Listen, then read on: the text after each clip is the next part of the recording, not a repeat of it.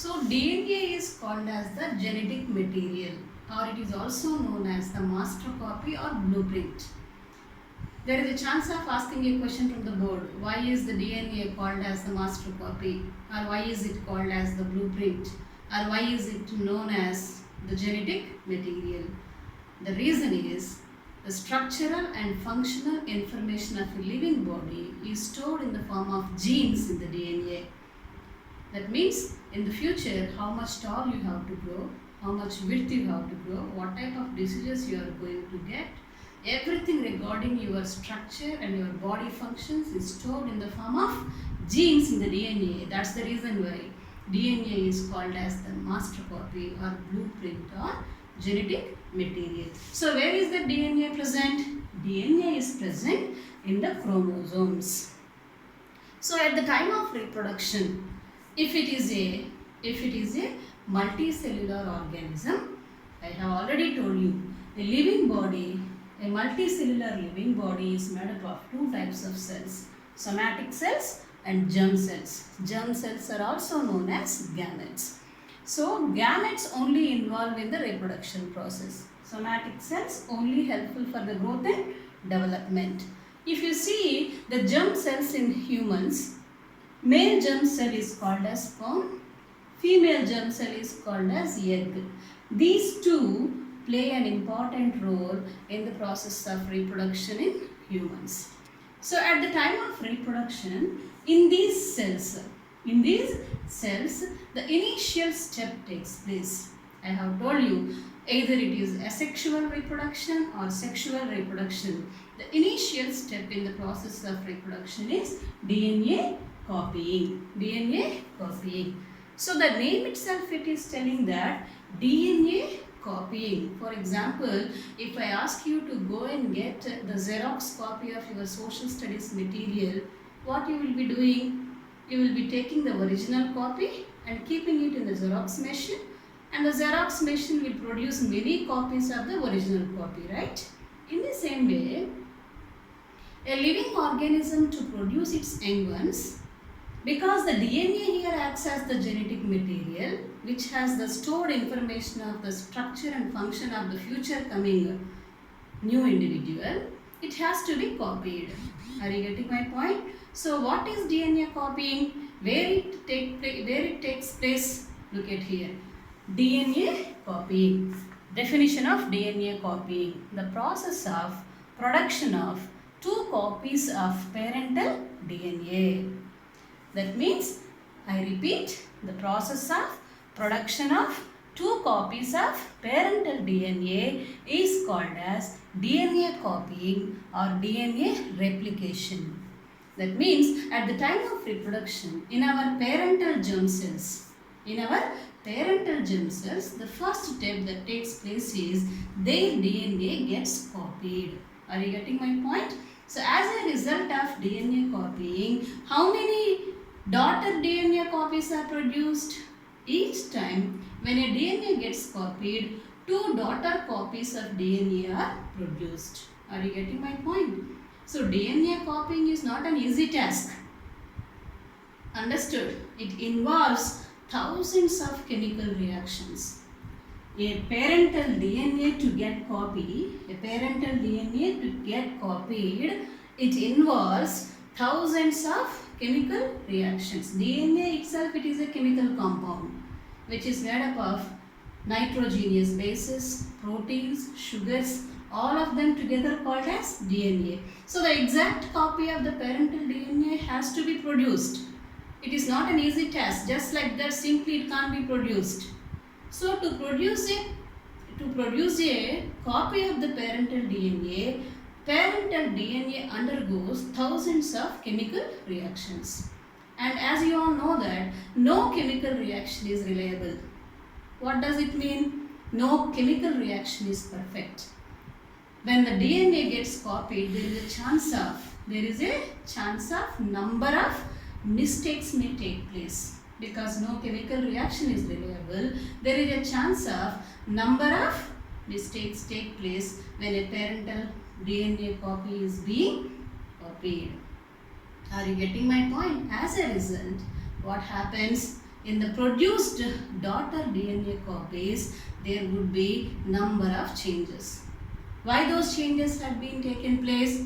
Because no chemical reaction is reliable, and here the DNA is involving number of chemical reactions. There is a chance of changes or mistakes take place at the time of DNA copying. As a result, in the produced DNA copies, there would be some changes when compared with the parental DNA. And those changes which are produced in the daughter DNA copy during DNA copying are called as variations. Are called as what? Variations. I have already talked about variations at the beginning of this chapter. Reproduction is very much important for the creation of variations, right? So what are variations? Variations means the changes that take place in the daughter DNA at the time of or during DNA copying are called as variations. And these variations are the basis for the changes in the produced new daughter DNA copies. I have told you already, the new individuals which are produced by sexual reproduction are not similar to their parents, right? For example, are we exactly looking like our parents? No. Why can't we look like our parents when we have taken birth from our parents? We must be exactly similar to our parents, no? But we are not looking same. Even though our siblings, our siblings have taken birth from the same parents, our siblings also are not looking same. You and your brother looking same? You and your sister looking same? No, there would be some changes in our features, right? So why do we get these changes in our features? Structurally, we are not same. Reason behind those changes in our features is the creation of variations. And these variations take place at the time of DNA copying. That's the reason why, though we have taken birth from the parents, we are not exactly same as our parents. Are you getting my point? So, when the DNA copying takes place, are you getting my point? There is a chance of getting number of changes in the produced DNA, and those changes are called as variations, and these variations are responsible for the structural differences among the individuals of a same species. Sometimes you may have got a doubt. We all belong to the same species, humans, right? Then why can't we look similar? Why can't we look exactly same when we all belong to the same species? You may get a doubt. Why to talk about the species? We are not even same like our parents. We are not even same like our sisters and brothers. What would be the reason? At the time of DNA copying, when the parental DNA is being copied, because it involves thousands of chemical reactions and no chemical reaction is reliable, there is a chance of having changes in produced daughter DNA copies. Are you getting my point? So in the process of DNA copying, variations are produced, and these variations are basis for evolution. What is evolution and what is the link between variations and evolution? In the coming topic we will learn. Here you have to note down a point is, what is the basis for evolution? Basis for evolution is variations. And when are they formed? They are formed during DNA copying. So as a result of DNA copying, two daughter DNA copies are produced in the parental germ cells. Are you getting my point? So why two?